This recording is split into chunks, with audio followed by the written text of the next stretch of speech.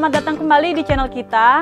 Kalau kalian udah lihat minggu lalu, kita udah nutup semua interiornya pakai panel kayu. Dan kali ini akhirnya kita memutuskan untuk ngecat semuanya warna putih.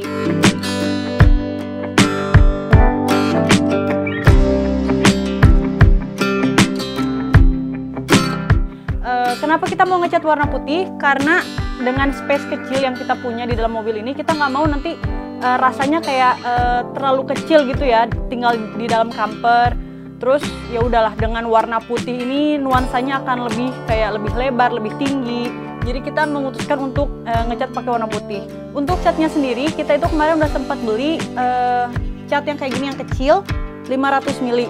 Nah ternyata untuk satu pemakaian itu nggak cukup karena si kayunya tuh kayak masih gelap gitu. Kita maunya putih, bener-bener putih dan nantinya gampang buat dibersihkan. Akhirnya kita beli untuk 2 atau 3 kali pemakaian lagi nanti pengecatan di dalam. Ini yang 2,5 kilo. Ini cat khusus akrilik dengan base-nya air.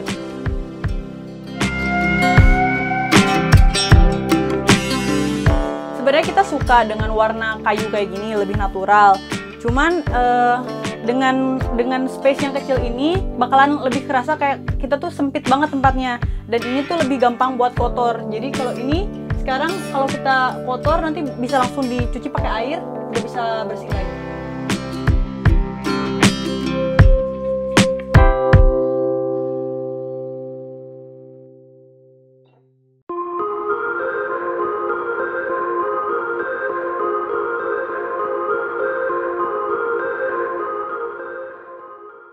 Hari ini kita mau pasang lantai.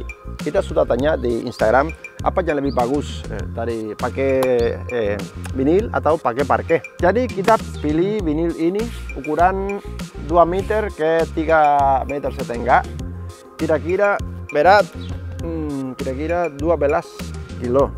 Untuk memasang vinil di lantai camper, kita dibantu oleh cetakan. Kita buat dari karton sisa yang sebelumnya untuk alas saat memecat dinding. Kita pastikan bentuknya sesuai, untuk nanti bentuk lantai vinil sempurna.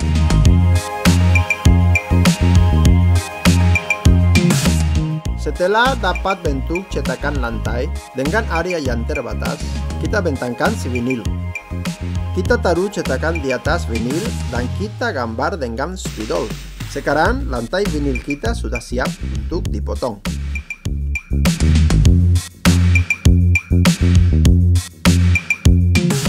Dengan vinil yang sudah terpotong, kita coba pasang di lantai. Ini hanya untuk memastikan bentuknya sudah pas. Oh my god,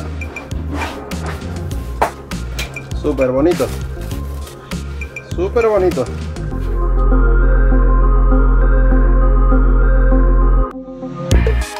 Untuk menempel vinil di lantai kayu, kita gunakan lem khusus untuk vinil.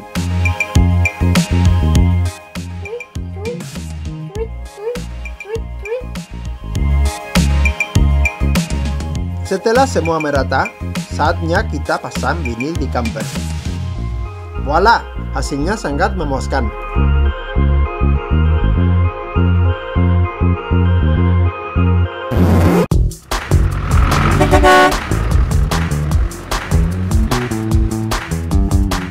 Kalau kalian sudah lihat di episode 1, kita sudah punya desain dengan shower dan toiletnya. Namun kenyataannya di bagian belakang, panjang kasur kita hanya 1,6 meter.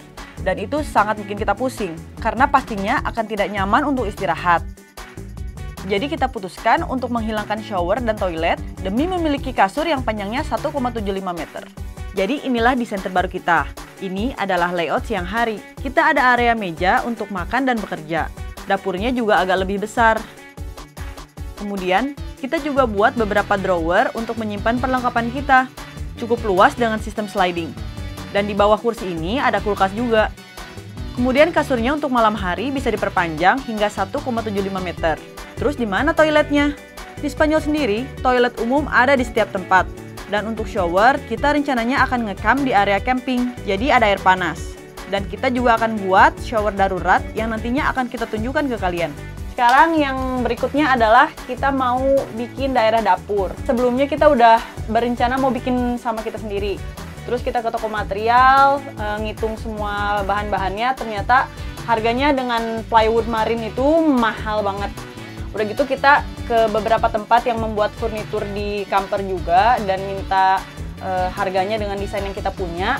Dan itu harganya kayak berkali-kali lipat dari harga sebelumnya yang kita mau bikin sendiri. Akhirnya kita memutuskan untuk lihat-lihat ke toko furnitur yang udah ada, coba-coba cari brosur, nanya-nanya ke pegawainya. Ternyata harganya nggak murah-murah banget, cuman agak sedikit lebih mahal daripada kita bikin sendiri. Dan hasilnya udah tahu sendiri ya, hasilnya bakalan hasil yang lapisannya udah segala macam udah siap pakai, nggak usah dicat ulang, nggak usah takut nggak tahan air dan sebagainya. Sekarang saatnya kita merakit si furnitur dari IKEA.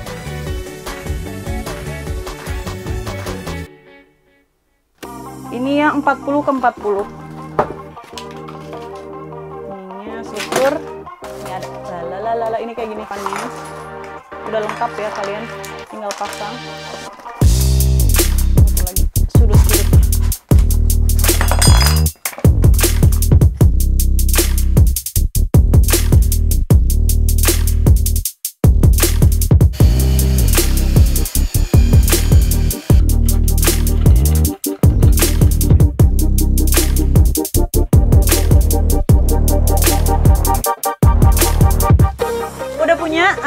Dapurnya, nanti di sini kita tinggal beli kompor. Kita rencananya mau pakai kompor gas.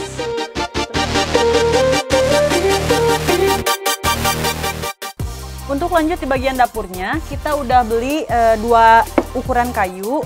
Ini tebalnya 2,8 buat nanti di bagian atas dari mejanya. Sama, oh ya ini yang kemarin itu nanti kita, jadi yang kecil buat kompor dan yang nanti 1 meter itu nanti ada buat cuci piringnya.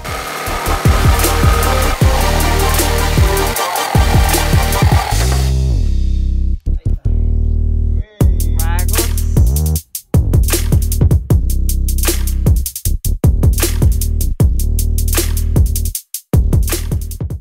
Dan ini untuk kompornya kita beli yang kompor gas.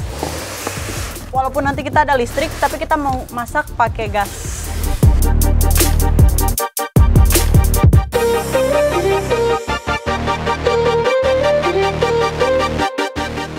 Untuk bagian meja dapur, kita juga kasih lapisan anti air agar mudah dibersihkan nantinya. Wah, wah, wah, ini dia penampilan dapur kita. Gimana menurut kalian? Selesai dengan dapur, lanjut ke area kasur. Untuk mendapatkan bentuk yang kita mau, kita juga sekalian buat desain strukturnya. Kita hilangkan dulu semua agar terlihat strukturnya.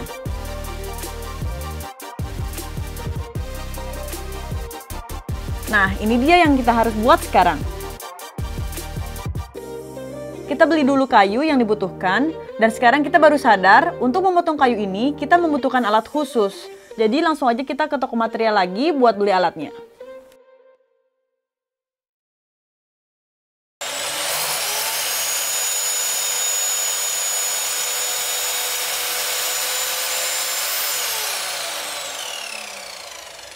Inilah hasil potongan kayu dengan bantuan alat pemotong. Manfaatnya benar-benar terasa. Selain hasilnya rapi, pekerjaan kita juga jadi semakin cepat.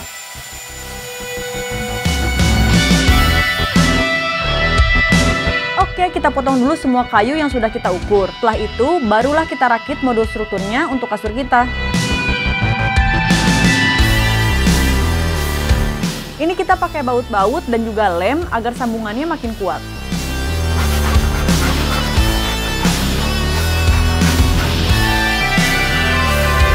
Dan selesai. Terima kasih kepada aplikasi 3D ini, kita bisa lebih mudah untuk membuat desain kita. Dan kita juga bisa memperhitungkan jumlah kayu yang dibutuhkan, jadi tidak ada yang terbuang. Hasilnya benar-benar mirip kan? Lanjut kita pasang di camper kita. Kalau posisinya sudah oke, langsung kita tempel ke mobil dengan baut-baut di semua bagian modulnya. Tunggu dulu, sekarang kita harus buat box-box kayu untuk drawernya.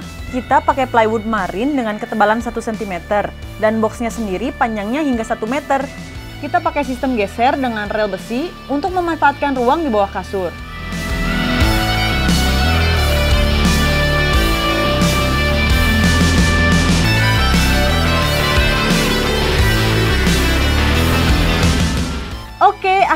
beres juga area kasur kita.